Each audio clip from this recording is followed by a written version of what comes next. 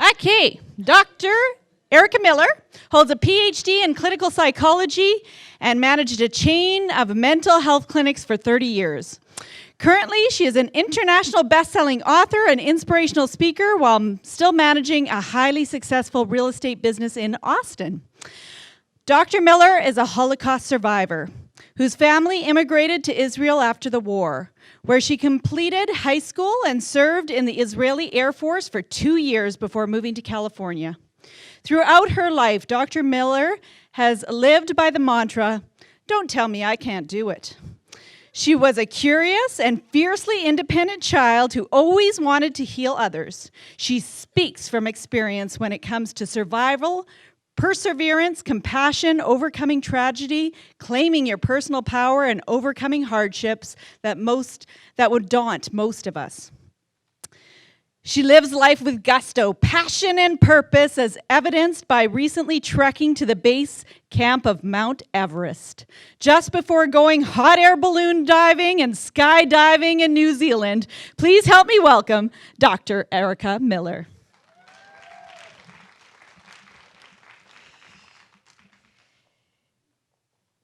If you have it, you flaunt it. I think I'm the oldest or eldest person in this room. I just turned 85. I cannot wrap my arms around the age because we're all ages. So the book, I wrote 3 books. First, Trauma to Triumph, my life story. And then the book here is very fitting. It's about Don't Tell Me I Cannot Do It, living audaciously in the here and now. And the latest book that made me an international bestseller, Crazy, it says chronologically gifted, live with passion, live till 123. And how come 123? I'm inspiring you youngins here.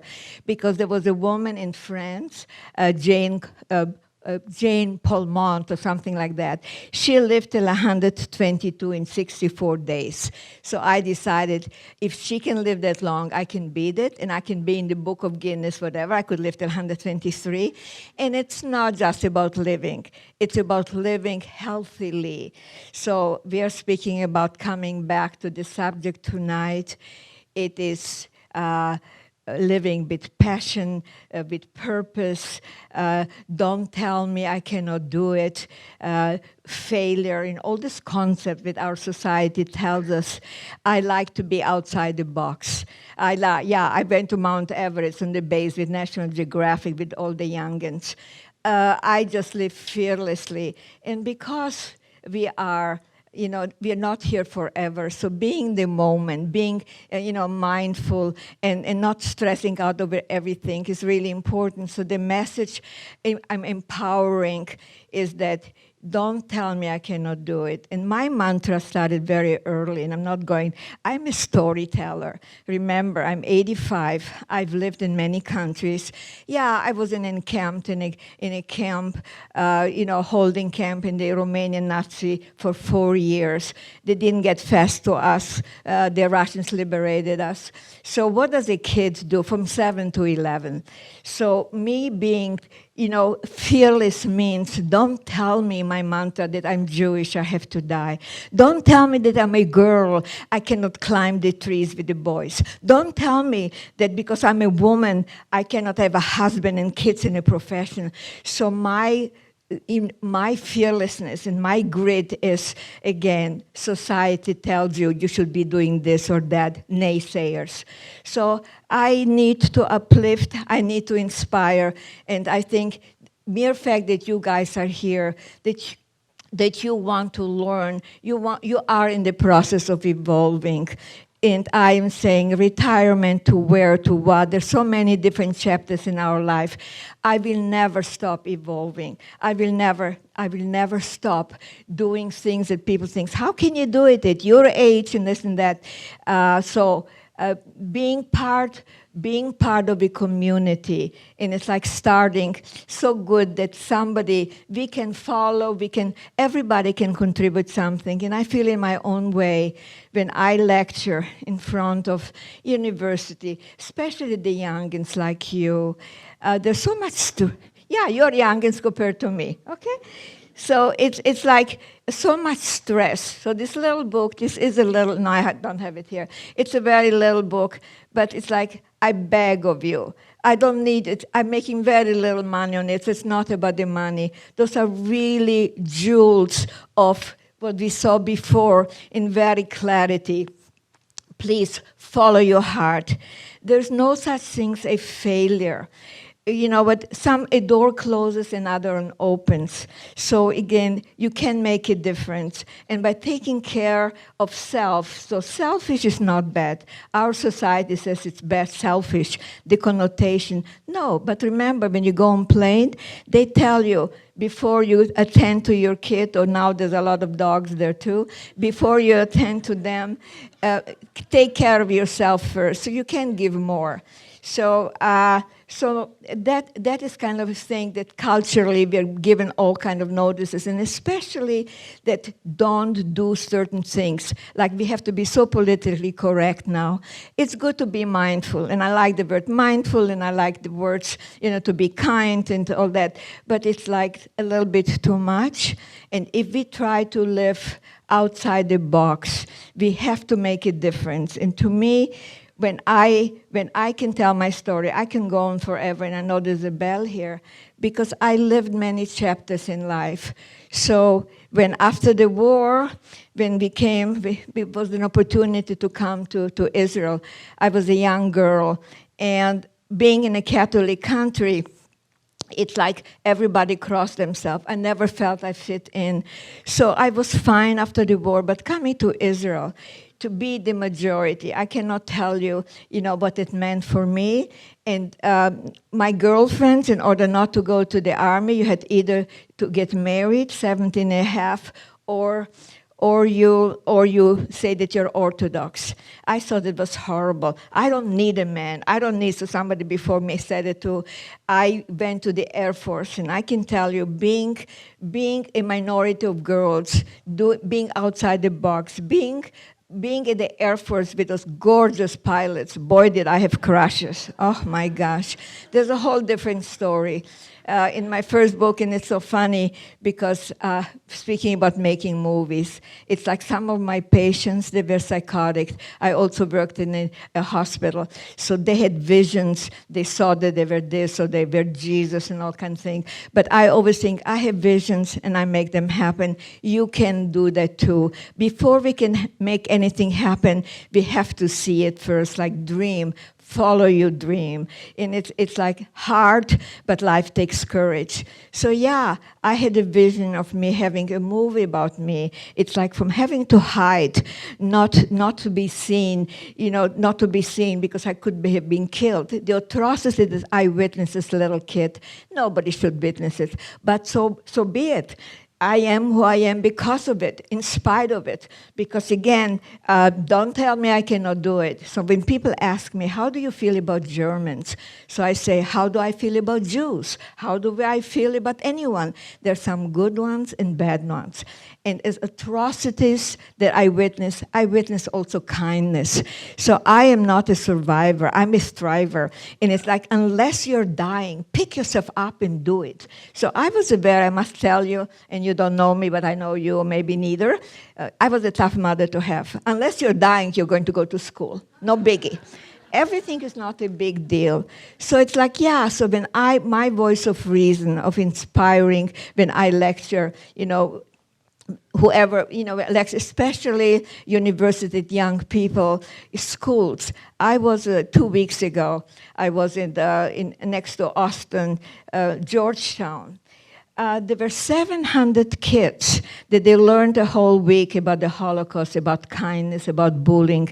And then in their hall, in their sports arena, here I was, I like this microphone, okay? Here I was, 700 people in staff, around and around and around.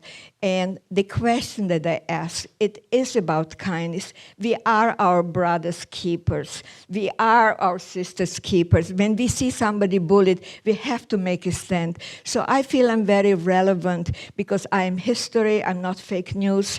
And for me, right, come on, I'm not fake.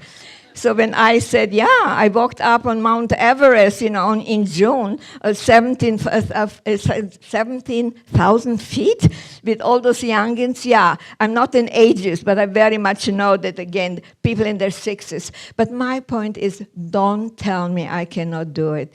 And I have a voice, and I am relevant. And sometimes I cannot reach everybody. But again, those that I can inspire. So by being a therapist for about 40 years or something, because I needed to heal, I'm very detached, and it came very handy to me, because as a psychologist, I know it's your pain, not mine. But when it started, when we were all in a room, and sometimes, trauma, it's not bad trauma, good trauma. We are who we are because of our past. So when we were in a little room, when we did trains and we got there, somewhere about 20 people or something, I was very lucky, my mother, my father, my sister. But there was this one woman, she had to be lost because people were shot. There was a mayhem all over the place. So she was all alone. And her contorted face and her crying, I don't know, but the former speaker is part of we should cry every day. But again, her crying and her wailing, I will never forget her face. So the first opportunity that I had in Israel, it was not possible. The only medical school was in Jerusalem. It wasn't possible. So Destiny had it.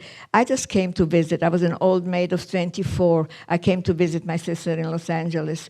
And Destiny had it. I met my husband we were married 53 years, and he dared dying on me 6 years ago.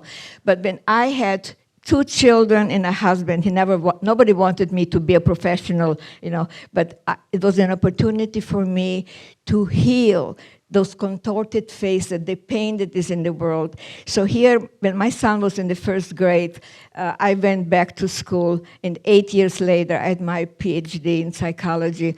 And that, we're speaking about courage and determination. That came out from me witnessing all that pain before. So I contributed. So we need to follow our heart. And sometimes we have to wait, but we have to have a vision before we can make it happen. I always knew I wanted to be a healer. And you know what? I'm so energetic. I'm so positive, ta. On the other side, I must be sad. There's a sadness in the world, but I am wonderfully detached, so I don't feel it once in a great while. And it's amazing what trauma does to you. And I'm like a laboratory. I'm watching myself. When I used to, kindness of people and all that, when I had experienced the war and the noise. So on the freeway, whenever a ambulance used to wait or something, tears used to come down. I didn't feel the feeling, but tears just came down uncontrollable. My son was in a band in Los Angeles, El Camino. The drums, whenever the drums, it always kind of, the tears came down. And here once, just about maybe 20 years ago, remember, I've been here forever, since 58, before you were born. So here suddenly I see an ambulance. And guess what? There are no more tears. So somehow we can heal, we get healed, we can heal. But to me, because of death, meaning to life, I'm just lucky to be alive. And looking good, yeah, for 85, look at me, huh?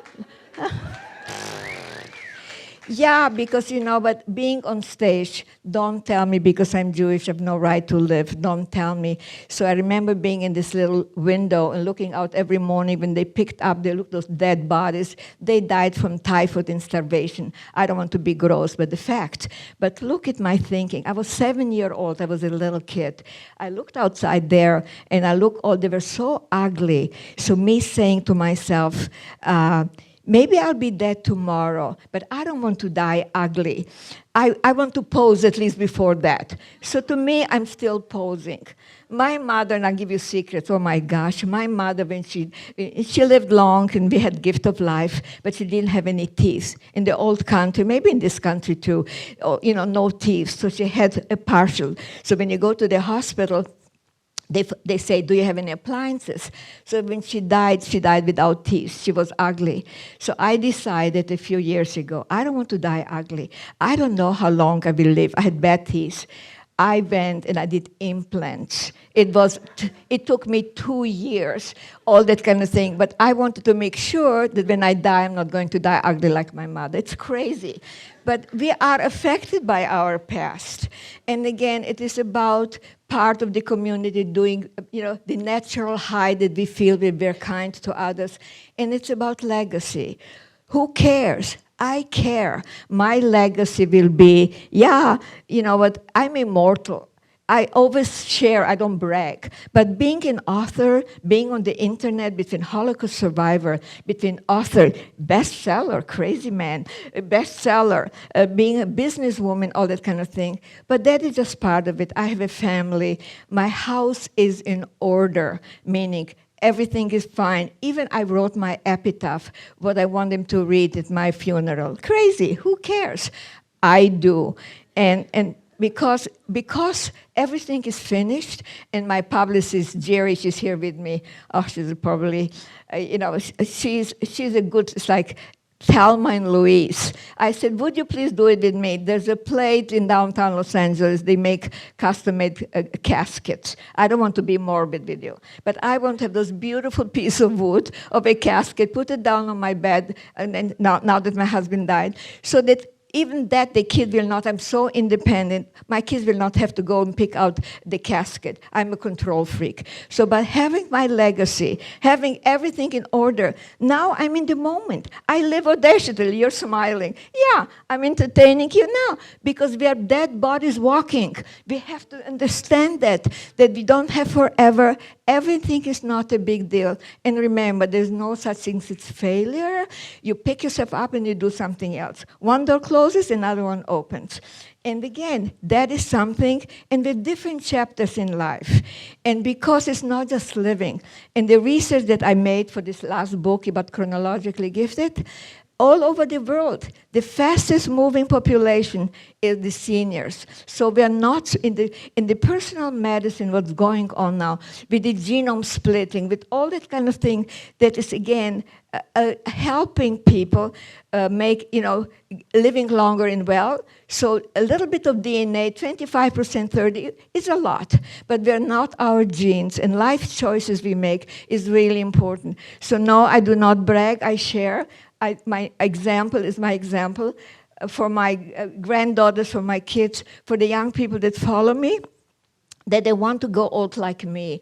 I have been exercising, we're speaking about, Zumba, between aerobics with weights for about 30, 40 years. I did not know it's good for you, but I'm a little bit hyper-manic on the other side of sadness, and I like to dance. I think I'm cat's meow. So I've been doing it such a long time, and it's good for you.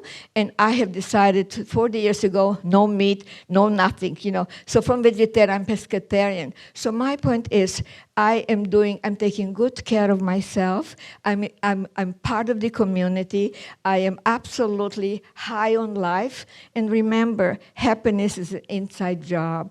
And keep away from people that drag you down. We all know it's nothing to be proud of, but I have cut off people or other couples when my husband is still alive. All the fighting and all the dragging, whatever, it affects us. It's like bad chemistry. Because again, we need to have people that are positive. If somebody in our family is a drag and negative, it's a whole different story. That is a challenge.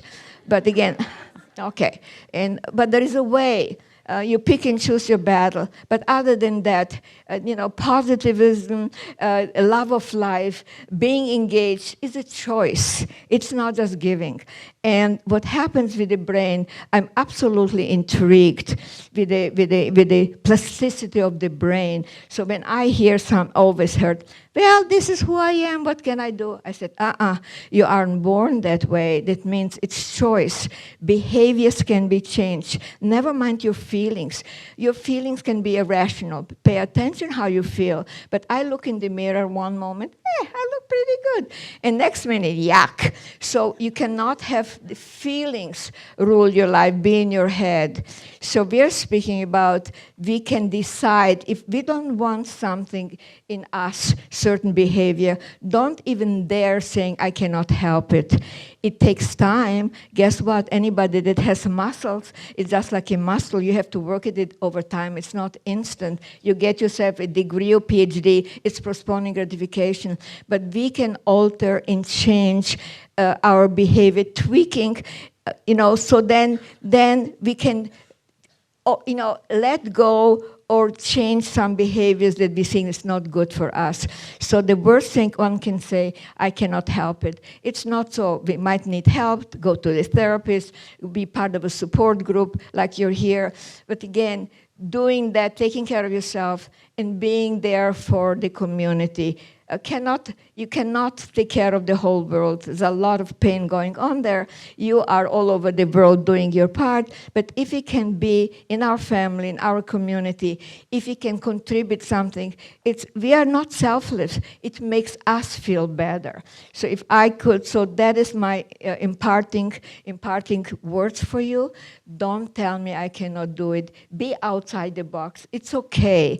And if somebody doesn't approve of you, too bad. Find people that will appreciate you just the way you are. Let's hear it for Dr. Erica Miller. So much life advice in 20 minutes, and all I want to say is when I'm 85, I want to rock some leather pants. Damn straight, damn straight. Okay. Yeah, well, we're taking a 10-minute break, so you can talk to Dr. Erica, you can talk to Dr. Joy about all the wonderful stuff they just chatted with us about, and we'll meet back here in 10 minutes with our next incredible speaker for the evening. Thank you.